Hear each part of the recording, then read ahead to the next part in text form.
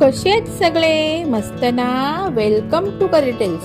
आज आहे सोमवार. सोमवार म्हटला की उपवास. मग उपवासाच्या दिवशी काय बनवायचं बरं? तर मग आज बनवते मसूर पुलाव. त्यासाठी टोपामध्ये 2 ते 2.5 पळी तेल घेतले, त्यामध्ये जिरं टाकलं, मग थोडासा अख्खा मसाला टाकला आणि मग मिरची टाकली सुकी. नंतर त्यावर कढीपत्ता आणि कांदा घातला, मस्त परतून घेतला. त्यावर अद्रक लसूण मिरचीची पेस्ट घातली आणि परत परतली.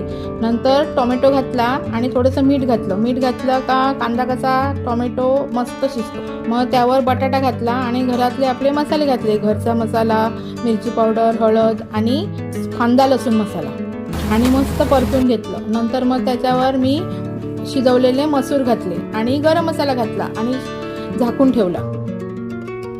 आता बघा मस्त बटाटा शिजलेला आहे. त्याच्यावर आपण शिजवलेला भात टाकूया आणि मस्त मिक्स करून घेऊ, एकदम एकजीव करून घेऊ आणि नंतर परत 5 मिनिटं वाफ काढू. एकदम साधी आणि सोपी पद्धत आहे. नक्की ट्राय करून बघा आणि व्हिडिओ आवडल्यास नक्की लाईक करा. आता बघा आपला मसूर पुलाव तयार आहे. त्यावर कोथिंबीर घाला. कसा मस्त सुटसुटीत झालाय बघा. उपवास म्हटला की जेवणार कशी, मग काहीतरी वेगळं करायलाच पाहिजे. चला तर मग या जेवायला. Thanks for watching.